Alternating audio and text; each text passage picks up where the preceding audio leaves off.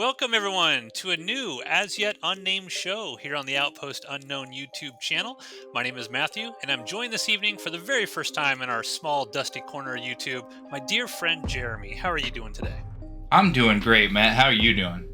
I'm doing fantastic because, and I will just sort of throw this out here right away. I'm very happy and excited that you agreed to do this because I've wanted to talk to you about movie stuff for quite some time, and for various reasons, we don't ever get to see each other in person very often. So I'm happy that you're here to discuss what I think is an underrated gem of a film and possibly a story. So thank you for being here. No, you're very welcome. I'm happy to be here for maybe the first time? Question Yeah. mark? And we'll see. Maybe we'll like this so much we'll do some more in the future.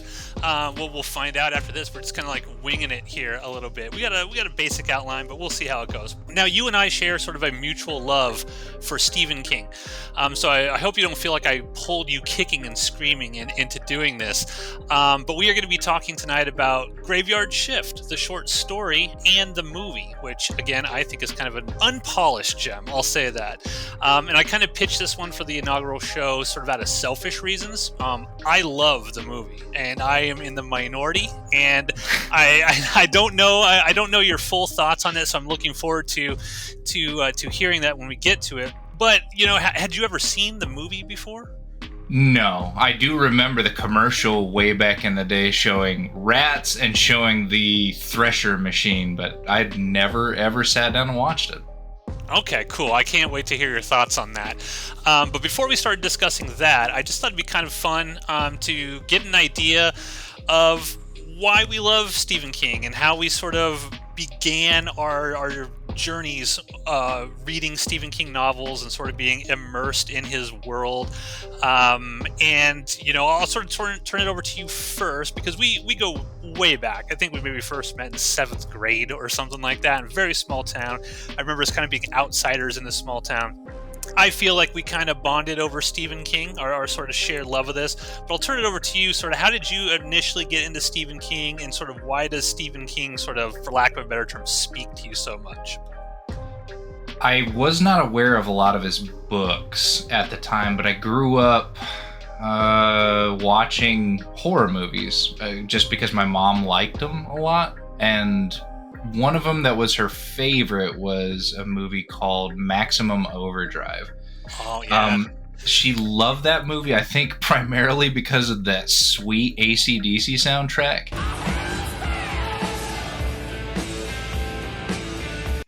Yeah. But we watched that I know it was one of those videos where you had a recording of it on VHS and you just watched it hundreds of times growing up.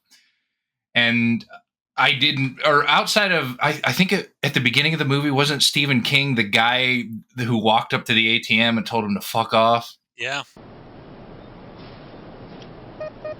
This machine just called me an asshole. And that was my initial exposure to him, but I knew that was him. But outside of that, I really didn't know anything about him. I knew that he had done Cujo. I knew that he'd done Carrie, but those things weren't things that interested my mom. And so growing up, didn't really watch a whole lot of his stuff or read anything. And then there was a dry spell for a very, very long time in my life where I didn't read anything, pretty much from ending where I stopped reading Dr. Seuss books up until I picked up my first Stephen King book. Was it in the late 80s and the 90s that the Book It program was introduced? Yeah. That's what started it. I wanted at that personal pan pizza, and I had to read books in order to get that free pizza. That's awesome. And I couldn't, I walk into a library and I'm just fucking overwhelmed. I don't know what I'm doing. I'm not sure what to pick up. I still sort of am to this day, but my good friend Brady, he recommended a book called Eyes of the Dragon to me. And it was a Stephen King book that he had written for his daughter, I believe, that's kind of halfway horror, halfway high fantasy, and I couldn't put the fucking thing down. I think I read it in about 2 days, and a lifetime of love for Stephen King books followed. Yeah, yeah. I remember, like, man, it's been a long time since I've read that book. Maybe I'll put that on my list of things to do at some point is reread that. Did you have any particular, other than that, did you have any particular, like, favorite stories of his as you were growing up? I'm, like I knew that the lawn, or I was a fan of the Lawnmower Man. I didn't. It is the Lawnmower Man movie, a Stephen King movie, though it has absolutely Yeah. nothing to do with the book. Okay, Yep, yep. because And fun fact, Stephen King directed Maximum Overdrive, and he was high on cocaine the entire time. He doesn't even remember directing it. It was my first picture as a director, and you know something? I sort of enjoyed it. I'm gonna scare the hell out of you. Maximum Overdrive. I believe it. That movie's so good.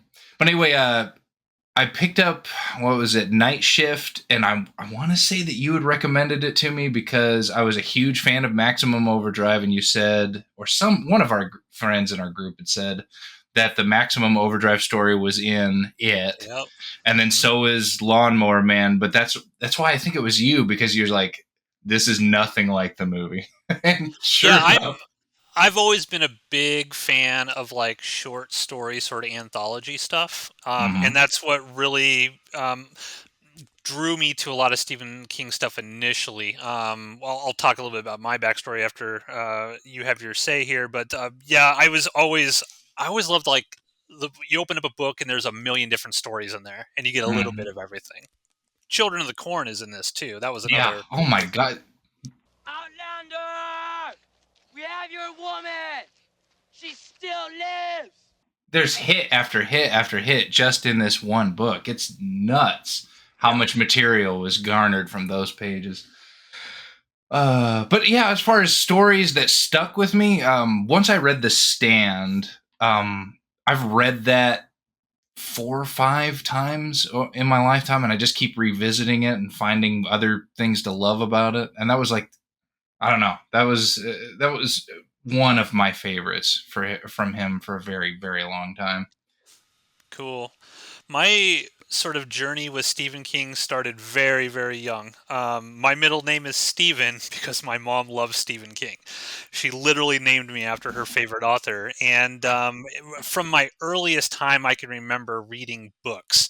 I'm talking like, probably like fifth, sixth, seventh grade, like all that, my mom would just hand me her Stephen King books. Like, read this, read this, read this. She pretty much only ever read Stephen King stuff. I mean, she was huge into horror movies, so I kind of grew up reading this stuff, and I have these vivid recollections of like reading Stephen King stuff, not understanding like words, and being like, "Mom, what does this mean?" Like, and asking her, and her sitting there explaining to me sort of like context of what it all is. But there's always been something about his writing. There's actually a passage from Graveyard Shift that I'll read a little bit later that kind of, I think, encapsulates why I loved his writing so much.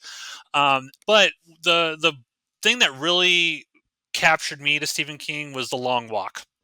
As he wrote it as Richard Bachman, and The Long Walk is my favorite story of all time.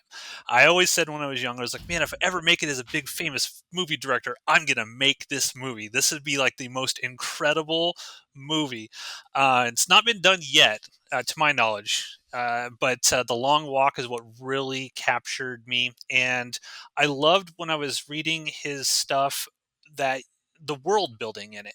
I love the idea that like a lot of this stuff is interconnected, and you can read one story and there might be one little small character in that story. It's kind of like throwaway, doesn't do much, but then that story or that character becomes huge in another one. Like obviously Randall Flagg is probably the most famous example of stuff like that. But I love that sort of interconnected nature, and it really made me feel like I was like part of something in a way. Like he was writing these things, and you were kind of like in the cool club if you understood it, and you got the references and stuff, and it kind of felt cool to me. And yeah, I loved all the horror stuff, and you're a young kid growing up. You love all the guts and the monsters and things of that nature. Now, are you still an avid reader of Stephen King? Do you still, a new book comes out and you're like, okay, I'm going to check it out, or have you kind of sort of like fallen off the King wagon? I got back on there was a break of time right after I got back from the military that I had stopped, but I read a ton while I was still in. And then it was the Kennedy book that I read from his, and that was brilliant. I read Under the Dome right after that, and that was fucking brilliant. I think you turned me on to, was it Hollyland? Joyland. Joyland, yeah, that was a really good book. Cell was okay. Mr. Mercedes was really good. Finders Keepers was meh, and I didn't end up reading the third one because of how meh it was. And I really liked Doctor Sleep, but that was the last. I think Doctor Sleep was the last Stephen King book that I read.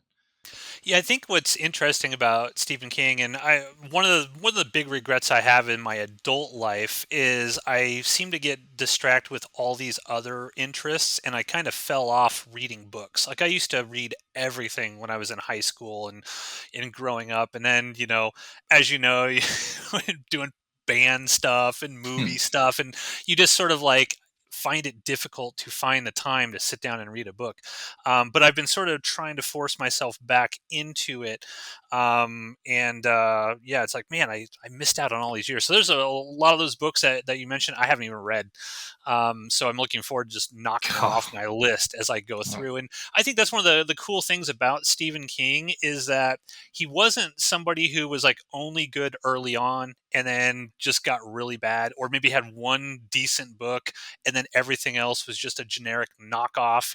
Dean Koontz comes to mind for somebody who has had one story and then everything else after that's just a cheap knockoff and not as good. Stephen King seems to always put out something at least okay, right? He rarely has just abject failures. So yeah, I'm excited to talk about it. Let's get right into Graveyard Shift. Now, Graveyard Shift, it's a short story by Stephen King, originally published in Cavalier magazine in 1970. So this was one of the first short stories that he ever really got published. He had a number before that, but this was before he was sort of really big in the popular consciousness. And this was eventually packaged as part of his first collection of short stories, which was Night Shift, and that was all put together in 1978. So that's when that first came out. Now, Night Shift was critically acclaimed and is home to some of the more well-known King stories in terms of what most people think are terrible movie adaptations. You mentioned The Lawnmower Man. The Mangler is another one. The Mangler movie is... Tobe Hooper made that, and that's pretty rough. Trucks. I love that movie. I'm sorry. You like Mangler? Oh, yeah. That's fascinating. Now that's a movie. Maybe we should do The Mangler next because I haven't seen that since high school, and I remember just being appalled at what I watched. But I do own it on DVD.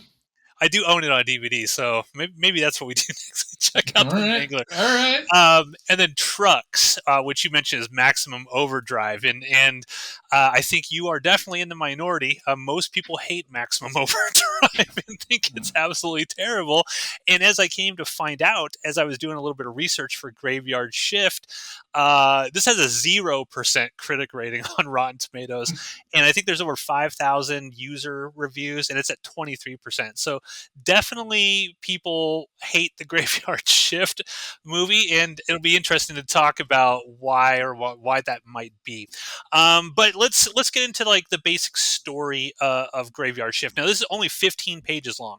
I remembered this being much longer than that. I was kind of shocked when I opened up Night Shift, and I was like, wait, that's it? Can you just give like the brief overview, like the brief synopsis of what the story is about? Out of the book, it's just a guy gets hired on to work a night shift at, some sort of textile mill, and he runs a picker. There are rats everywhere, and eventually they end up having to go down into the basement to clean stuff up to try to figure out where this rat problem is coming from. Boss is kind of an asshole, and he ends up being held hostage, and then everybody dies. Yeah, they go down to the basement. And spoiler alert, by the way, anyone who's not read the book or seen the movie, but they go down there and I guess it's kind of stated or implied in the story that these rats have been down there so long that they've sort of evolved in a way. So now a lot of them have like bat wings and they don't have hind legs and they're like giant. And yeah, it has an interesting ending where the kind of like the hero of it, I guess, is a guy named Hall, this drifter, and I found it a little confusing at the end. Like, was he intentionally trying to get the foreman down there to like what? Just get him scared and make him run back No, out of no. there, or was he trying to intentionally kill him? Because they have these hoses, and he shoots him with the hose, and he gets eaten up by all these rats. But I how did think you see the end? well, I think you have to take the story in the context of the book. A lot of those stories are written from the perspective of a young guy or around colleges. And I want to say at the time that Stephen King was writing these books, I think a lot of this stuff is just shit he ran into. So this book comes across as he had a shitty job, he had a shitty boss, and he wanted to fucking kill that boss because it Yeah, escalates at the end of that book so quickly. I think he had the full intention of going down there and holding him hostage and making the rats eat him the whole time. Like he wasn't just playing around with it. He just go down there and all right, die. And then he tried to save himself, but he had to wait too long. well, I love at the end because he's the rats. They have this hose that's like high powered pressure water that they're using to clean this basement, and they take it down there, and the rats just start like chewing holes into it as they're walking around down there, and eventually the pressure goes out, and it's this great final line when he's trying to get back to, I guess, like the trap door so he can get out, but all these rats overtake him, and it says he literally just starts laughing hysterically as they're eating him. He says he began to laugh, a high screaming sound, period. Now what's really great about reading stories like this is what it was like in that time, like you mentioned, like I guess it's like right in the first page, he's talking about he makes $1.78 an hour, which is all right. And I'm just thinking like, wow. And then like when Warwick, the asshole foreman, is like, hey, look, over 4th of July we're going to fire a bunch of people unless you volunteer to come down here. I'll give you double pay. And there's a actual passage in here. He's like, yeah, I did the calculations in my head. I could make $75 after taxes. Okay. Oh man. And I'm like, wow, times have changed. Times have changed. Yeah, so the story sort of goes from day to day following these men as they sort of clean this basement. Like I mentioned, they have these high pressure water hoses. They use to spray the hell out of everything, and they sort of trade off each day. Some clean the junk out, others hose everything down.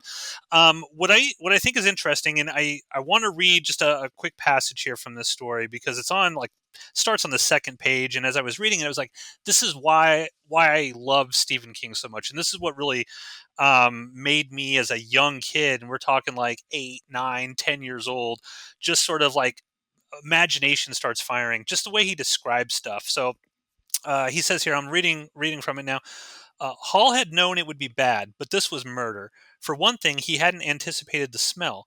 The polluted stink of the river, mixed with the odor of decaying fabric, rotting masonry, vegetable matter.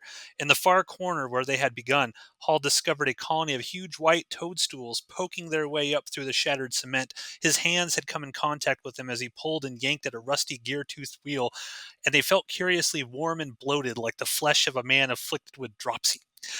And I'm like, that's such a cool description. Like, just in a few sentences, it sets up the entire like atmosphere of this disgusting textile mill that they are in. It how was that something that really sort of that made you connect with Stephen King? Was just sort of like the way that he could describe a setting? I it's hard. I find myself with a lot of books skipping over entire sentences, entire paragraphs at times just to get to the next part where something is happening. And I find it very hard to do that with a Stephen King book, not because I'm missing out on detail or plot, but the way he paints his worlds with a brush, it makes you feel like you're there, and it makes the words just fly by in front of you. I agree. I agree. And you sort of like you start reading it, and it's like, wow, I'm 40 pages in, and it felt like 10 minutes. Right. And so, the other thing that I really liked about this story is, and I think it has a really cool example of this kind of weird world building sort of stuff that I really, really enjoyed. So when they get down, they find the trapdoor and they go down there. And they are walking around. It says they walked slowly away from the trapdoor, their feet shuffling through the slime. Hall paused and shone his light on a huge wooden box with white letters on it. Quote, Elias Varney, he read, 1841. Was the mill here then? No, Warwick said. It wasn't built until 1897. What difference? Hall didn't answer. They walked forward again. What I think is so cool about that, it's just like basically one little moment in here. But as a kid, and even now as an adult, I'm like, who the hell is Elias Varney? And what is the box? And what did this guy have something to do with these rats somehow? It's never mentioned again. But I love that Stephen King puts these little things in there where it's like there's a hint of a world building sort of thing going on, but you don't really, yeah, he leaves a lot to your imagination. Like, what happened here? So after you're done reading the book, I'm sitting here like, wow, what was that story? And I'm like literally Googling to see, did Stephen King ever follow up on this weird tidbit? And from what I've seen, he never did. But I don't know. What do you think of like tidbits? Do things like that catch your imagination as you're reading Stephen King books? And do you think like, man, I really want to know what that story was about? It opens up your imagination quite a bit, as you said. Like, I love stories. I love television shows, movies that don't beat you about the head and neck with what you're supposed to know about it. So when you see things like that, yeah, you have a moment there where you're like, how long has it been there? Why was this built there? Why was the textile mill built over the top of it? Like, then you move on to the rest of the story. And it is a very, very, very short amount of pages to read. But yeah, no, for sure. That does capture your imagination in just that couple of sentences. Yeah, absolutely love it. So, like you mentioned, it's only 15 pages. There's not a ton to this. What was your overall opinion of this story? What'd you think? I it was a vengeance story against a shitty boss. I liked Warwick as a character. I liked the college kid. I liked not Wisconsin. I'm trying to remember his name. Askonski. Yeah, strange names in this one. Yeah, I'm kind of looking through, but go ahead and continue. I know who you're talking about, I think. But outside of that, like, it just, there was build up into what was going on, and then it just really rapidly escalated into the final couple of pages, and then it just ended. So was it a great story? Not really. It was pretty good. I enjoyed reading it. It's just, you pair it along with all the other wonderful stories in the Night Shift book, and it's just kind of, there. Yep, I think that this felt to me because when I was doing the research, I was like, oh, this was originally in a magazine. What I think happened was Stephen King was probably like, oh yeah, cool, I'm gonna do a magazine sort of here. Let me write a story, and he started writing a story, and then realized, oh shit, I have to end this thing because it does end very abruptly. Like it ramps up and boom, it's over. And it feels like a story in which he's like, okay, I'm getting into this. This is going to be cool. And he's like, I'm hitting my word count limit here. Yep. I've got to wrap it up. But overall, yeah, I thought this was a fun read. It's like I said, I wouldn't put this high on, his best work ever. But I do think it's just, if you just want a quick, 15-minute, 20-minute read to go through and be like, okay, yeah, this is kind of cool. I mean, it's got cool atmosphere. It sets the stage. And it has a cool ending, I think. I was not expecting what happens to Hall to happened to Hall. So I was like, all right, cool. Interesting. We should also point out that the very, very end here, like the last paragraph of it, there's a bunch of other workers that are above the trapdoor kind of waiting for Hall and Warwick to come back. And they don't hear anything. And then they decide, well, we better go down there and check it out. Let's go check it out. Let's go check it out. And that's how it ends. So yeah, story. Let's roll into Graveyard Shift, the movie.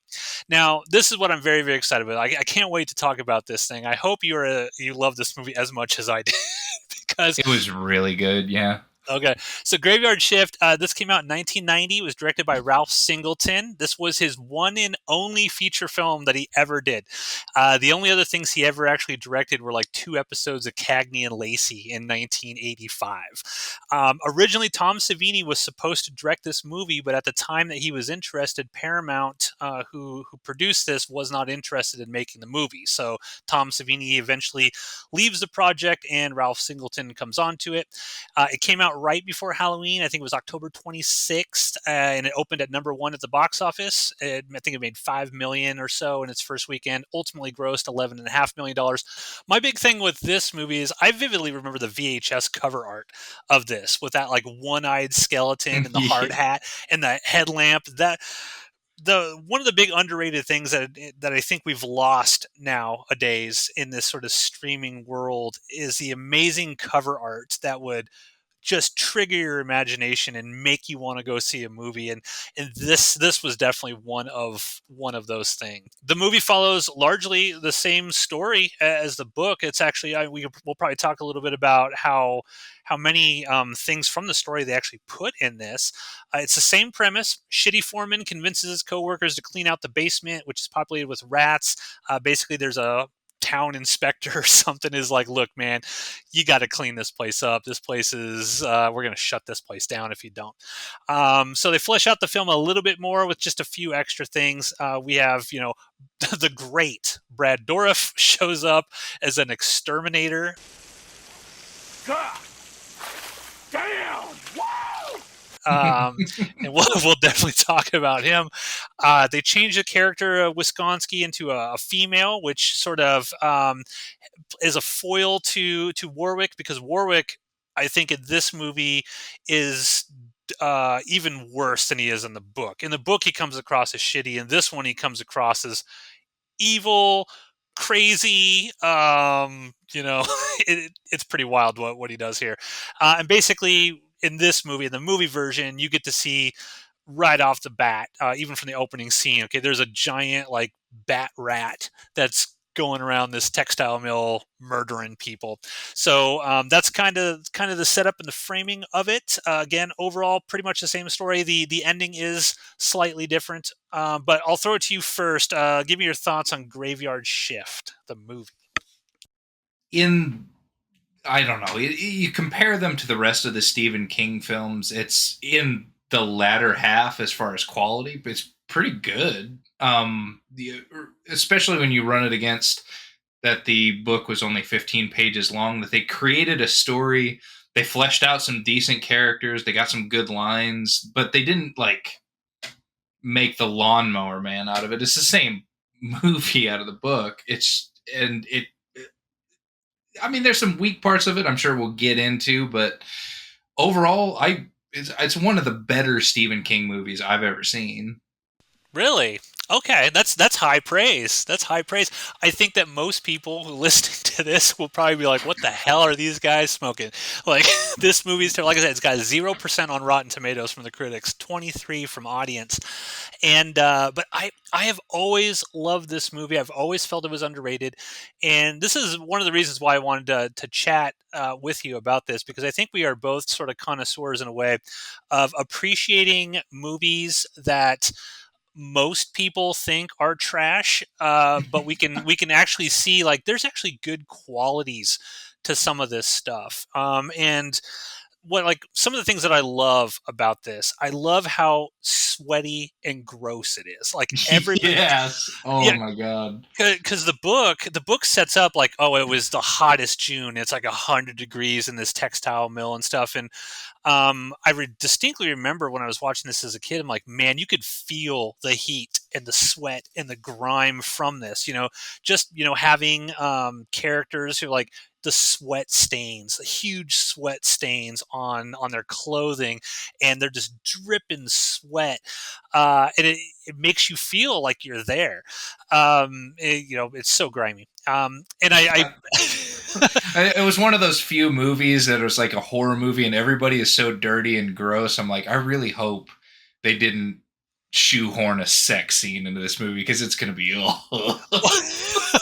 Well, it's funny you should say that, because as I was researching this, now I'm gonna start this now. Hashtag release the unrated cut of Graveyard Shift. This movie apparently on its when they first sent it to the MPAA, it got an X rating, and it was because the violence was so over the top that they were like, whoa, whoa, whoa, you got to cut this down. Otherwise, we're giving you the X, chop it down. And the actress who played Wisconsin said that she actually filmed like a nude shower scene and all kinds of stuff with Hall, and that was all cut out of the movie as well. And they chopped it all out so that they would get the R rating and not the dreaded X. And nobody knows what has happened to all of these extra scenes that are laying around. I hope it's not an Event Horizon situation where it's all been put like in a salt mine in Transylvania and it's all destroyed now or something. But one of my criticisms of this is there's points where you can tell there was more gore there with the monster, and they were going to do more with it, and you can tell that it was cut. And I was like, man, just a little bit. Where is that footage? Apparently exists. Are you with me? Hashtag release the unrelated cut. You know what? I didn't recognize that they were cutting stuff out. I just figured that they could only show the monster from so many angles without shit starting to look fake.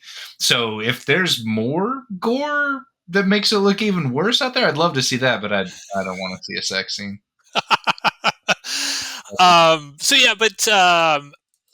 Other things I love about this movie, I love the strange, just the weirdness of it. Like, this thing is just strange, especially with the guy Stephen Mocked who's playing Warwick. This guy. Oh my god! What are your initial thoughts on this guy? I loved the character of Warwick. I loved how he played him all the way through it. Like, he's kind of a psycho. He's an asshole, but he's also like kind of badass. I'm sure we'll get into that, but his accent, his main accent, is so fucking atrocious. It just pulls you out of the movie. This cleanup ain't gonna be pretty, darling. I got Stevenson down there now, stringing the lights. He's pissing and moaning about the heat. And it's gonna get hotter. Why don't you wisen up, for Christ's sake? Like, half the time he kind of nails it. About 1 in 8 times he just kills it, and then the rest of the time it just sucks so much that you can't watch his scenes. It's like, Jesus, shut up.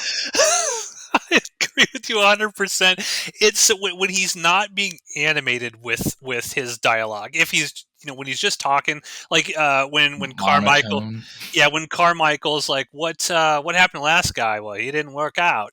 He reminded me of why am I blanking on the actor's name? Herman Munster from Pet Sematary, when sometimes dead is better. Well, sometimes that is better. That kind of thing. But when he goes over the top, it's so funny. It's just like, oh man, too much. Like, bring it down, fella, bring it down. But I agree with you. I love his overall performance. It's weird to say because the accent is terrible, and no one else in the film has that accent. They even tried. Yeah, they didn't try. So it stands out even more. It's a sore thumb because, like, he's the only one. I appreciate that he was going for something. He was trying to make the character his own. It didn't quite work out, but I do think it makes him a very memorable character for the wrong reasons in some ways. But I also think I love that he goes full apocalypse now, like out of the blue. and Andrew Divoff is in this. He played Wishmaster, obviously, for the horror fans out there. The shit just hit the fan, didn't it? And I love that Andrew Divoff, like these characters go batshit crazy, like just out of the blue. Andrew Divoff's down there, he's acting like a badass the whole movie, and then suddenly he's basically crying like a little girl. I'm not going. Was that the drinking scene where he was like, I'm not going down, when he had his dog drinking fucking whiskey with him? No, that was when they were down in the basement towards the end, remember? And he falls down, and Warwick pulls him back out. Like, you think Warwick's going to drop him down there, and guy. he starts screaming like, I'm not going! I'm just like, what the fuck is happening right now in this movie? Like, everybody that was set up as a certain thing just flips on a dime, and you have Stephen Mock. He's like putting like Predator sort of like stuff all over his face. He's going like full crazy. Like and I can't remember. Did he murder the girl that he was like sleeping with, his assistant? And then he was trying to get her down there. I remember she fell down into the sub basement. No, she went late at night to, and that's right. Huge plot hole in the movie is that they were talking about the graveyard shift. Obviously, that's overnight. She shows up in the middle of the night to raid his office with nobody there. She finds the documents that whatever tells that the fucking place is going to get closed down by the inspector. She leaves. She hears a rat. She falls down the stairs, like breaks something, and the rat's just munch. That's right. I couldn't remember exactly how she died. I bring her up because Andrew Divoff and her met on this and actually married. So there was a love connection on this movie. And if anybody out there is a fan of Andrew Divoff, I will point out that his greatest role is Blackbeard LeCutt on The Adventures of Briscoe County Jr. So go watch that episode of Briscoe. He's incredible as Blackbeard LeCutt. Let's talk a little bit about the greatness of Brad Dourif as the exterminator. Damn! Wow! I'll turn to you first. Your thoughts on Mr. Brad Dourif? Well, it was, at first I was kind of off-put, like, why is he in here? Because the movie, I believe, begins with him flushing rats out into the river. Yes. He's just going crazy. I'm like, all right, well, they brought this guy in to be a fucking psycho. And then the very next scene you see him, they have to establish how much he hates rats. and why he's dressed up in an Air Force uniform with a harness on. He's like, it's not just that he hates rats. He hates Viet Cong rats specifically. And he sits this guy down and is like, I'm not just one of these fucking Vietnam psychos, man. I've seen shit with these rats. They were eating, what was it? Like, you know what they fed them? 100% American man meat or some shit. Now, do you have any idea what a VC rat eats?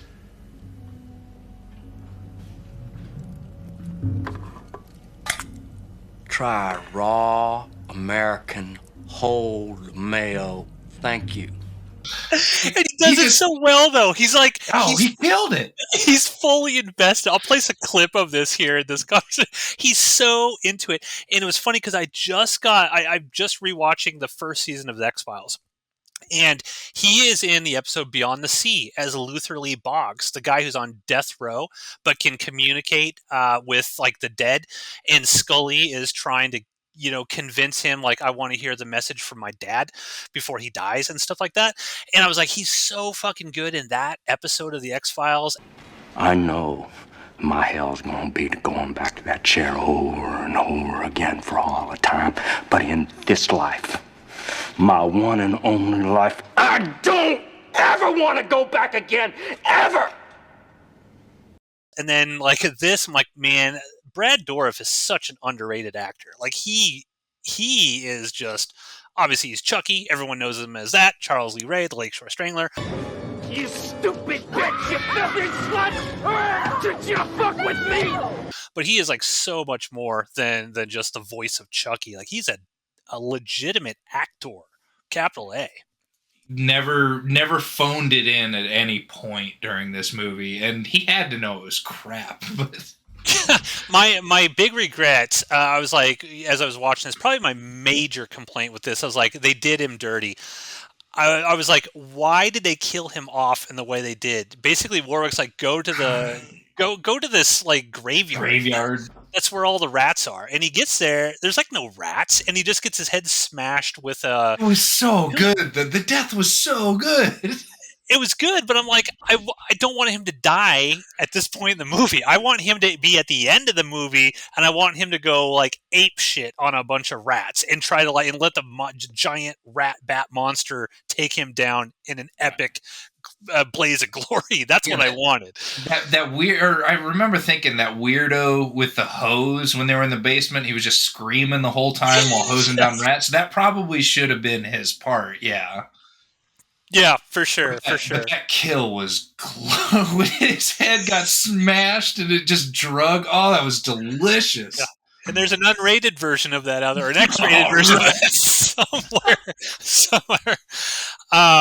Gosh, what else? I have some notes here. What else? Oh, so not only do I love, like, I also think the atmosphere and the setting of this movie is very unique. Like, I can't really think of another horror film that sort of takes place in a really dirty, grungy looking textile mill like this.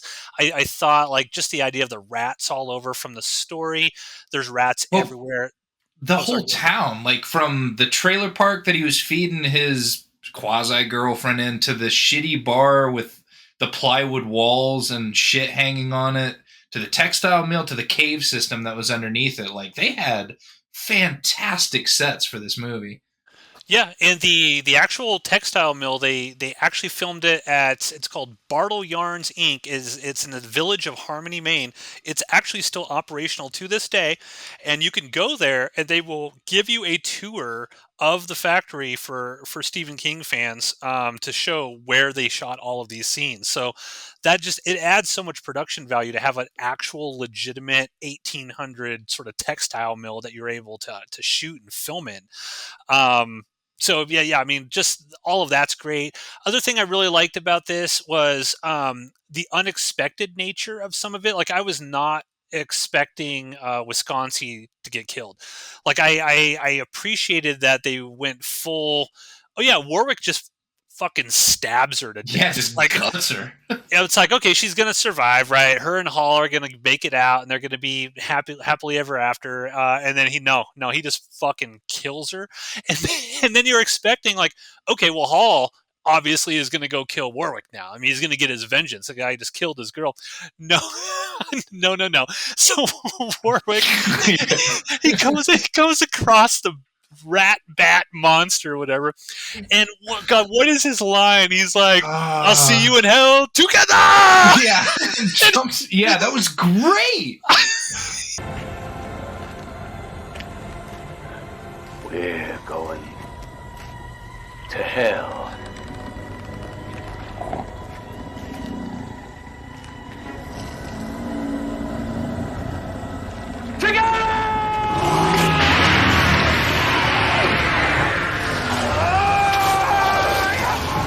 He just charges him with a knife, and it's just like, okay, that's how that ended.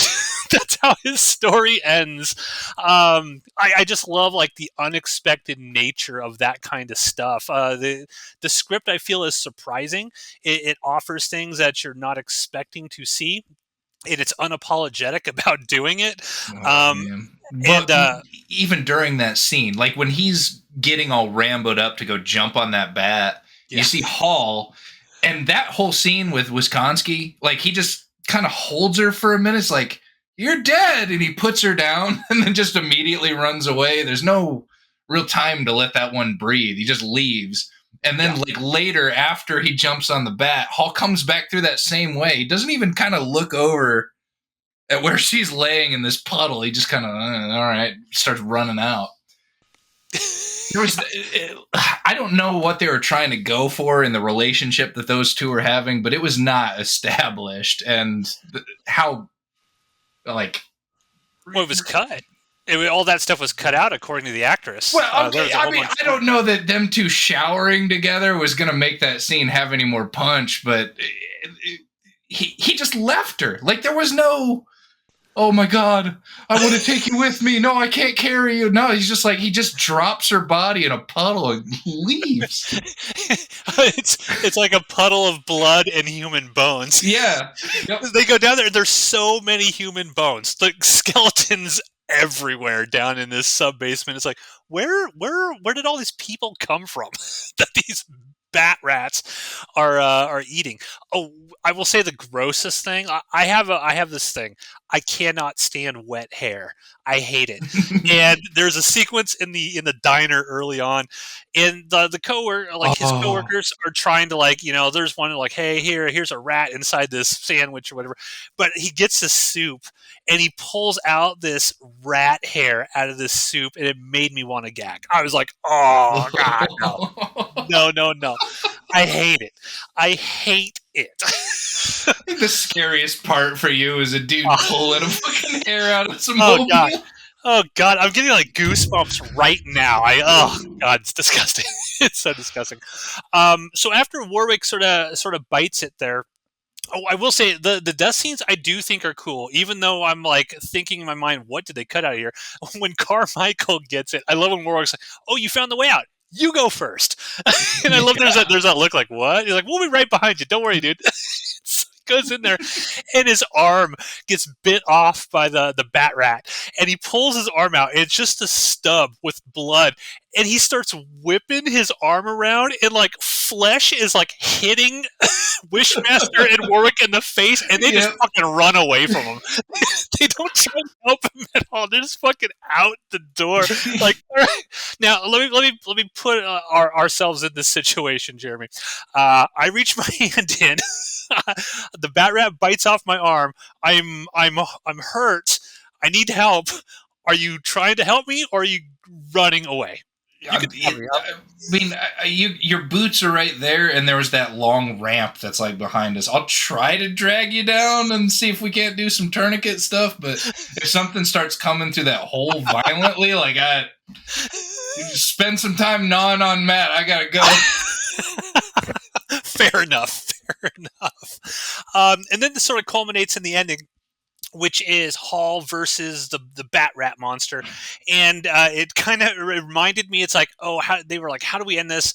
Let's end it like the Terminator, because basically the bat rat is trying to get him, just like the T-800's trying to get Sarah Connor, and then it gets kind of caught up in the picker machine, and what I appreciated, the little details that the writer of this, Joe Esposito, this was his first script he'd ever done as well, and he did.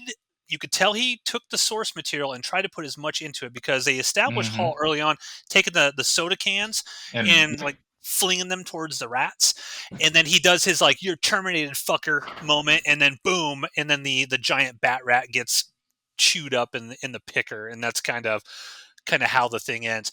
How did you feel overall? Did you feel I was a satisfying ending, or did you think like the bat rat should have just taken them all out? And well, now that you mentioned that they cut a lot of stuff out of it, it felt like that last scene probably had a bunch of shit cut out of it, because they flashed to the tail of the rat caught in the razor blade or the grinder part of it like 4 different times, just to drag the ending out. Like they would show just the tail, and then they would show like one of the drippy claws like hanging down, and maybe the face a little bit. And then it would go back to him. And then it would cut back to that, go back to that, cut back to him flinging a can. Go back to the tail, cut back to the face, go back to him flinging the second can. And it just drug on. Like, it was good when it busted through the bottom. It was good when he got to the cans and it was kind of caught up on something. But we didn't really establish why or how it got caught up on anything. Yeah. And then, I don't know. It just kind of drug for a second there. Yeah. I agree. I think they wanted to do some sort of big, impactful sort of finale, and they didn't quite, and maybe, maybe that's all lost in the missing footage. But I did like the Bat Rat creature. I thought it looked cool. I'm always a sucker for these like practically created monster sort of movies. Like one movie, another sort of, I wouldn't call it a good movie, but it's a movie that I really like, is The Relic, the one with Tom Sizemore that came out in the mid '90s, where it's like that monster that's in the museum, that's running around like killing everybody. I love that kind of stuff. I love just seeing gooey, creepy looking monsters bashing through things. And so the finale sort of gave me what I wanted. I think the Stephen King ending is better. I wish it would have ended with this guy getting chewed on by the Bat Rat and just laughing hysterically. I think that would have been cool. But overall, I think it was a fine finale. It satisfied me after what I'd previously seen. And one other thing before I get into some of the negatives of the movie is one other thing I love is I fucking love the end credits song. So hard, so juicy. Damn! The graveyard shift. Oh God, this isn't bad. Of this thing. The end credits where it's this awesome song, but they just take clips of the dialogue from the movie and throw it over the whole thing. I think it's fantastic. Absolutely love it. I did listen to that when you linked it earlier, and it was just like, oh man, Warwick keeps coming back. I know, it's so good. So a couple things that I didn't like about the movie that kind of really stood out to me, and obviously we talked about the death of Brad Dourif's character, the Exterminator. I wish they would have done a little bit more with his character. There was some really bad ADR in this movie where you could tell they recorded dialogue, like they didn't capture the dialogue quite right on set, and it stood out. It was out of place, and sometimes like the actors' mouths weren't even moving, and they threw dialogue over the top of it. And let me see, what are my things here? Those are pretty much like the main big ones. Again, I don't think this is like a masterpiece of a film or anything like that, but I do think that this is a very underrated movie. I think Stephen King fans would definitely appreciate this movie. If you got to give it a chance. I think the negative word of mouth on this movie that's been out. Well, I don't know how many's been out, like 30 years at this point in time. Jesus. I don't think people really want to give it a shot. They just assume it's bad. But I'm here to tell anyone listening to this. This is a fun monster movie. It's got cool characters in it. It's got a great atmosphere and setting, and it's got some cool kills in it, and it's fun. I mean, it clips right along. I think it's less than 90 minutes, so it's not like one of those things that just draws out for 2 hours or anything like that. So I don't know. I'm positive on this movie. What are your kind of final or any other critiques of the film, and then what are your sort of your final thoughts on it? Hall was 40 years old and they were calling him College Boy. He was a good actor, but they needed to recast somebody else there. Something that the book did well, even though it ended quickly, that the movie failed to do with the rats in particular, was ramp up the creepiness towards the end. Like, initially you saw a bunch of rats hanging around everywhere, and they were all kind of cute. I'm not a rat fan, but I don't think the menace from them hanging around wasn't really there. I think they showed the monster a little too early. I was hoping that, like the book, you would have seen, slightly larger rats and then something slithering along the ground and then the bat things. But instead we just had cute little rat buddies, big wing, awesome creature. And outside of that, no, I don't really have any criticisms. I don't know, unless you're just comparing this movie against other mainstream horror movies.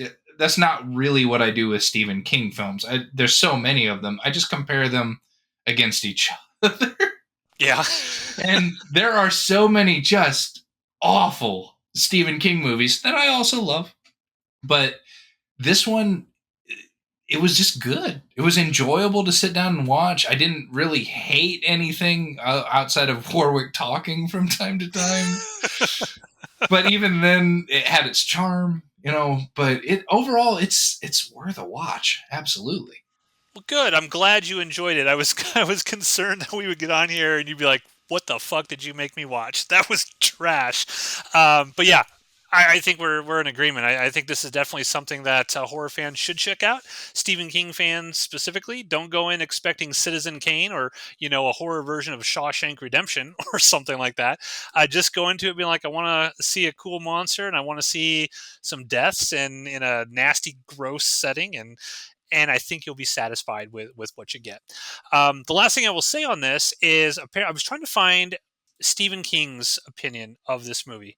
Obviously, he's got a million films out there. He has some hot takes on his own films. The Shining being Stanley Kubrick's Shining being the very famous one where he hates that movie, and everyone else considers it one of the greatest horror movies ever made. I couldn't find much that he has said about this, but I did find a quote where he did not like the movie, and he says it's, quote, nothing more than a quick exploitation picture, unquote. And I was like, okay, but plenty of exploitation pictures are cool. I like a lot of quick exploitation pictures, Mr. King. So with all due respect, give Graveyard Shift 1990 another look-see. I think you might be surprised. We know he's listening to this show. So, Mr. King, please give it another shot. It's well worth it.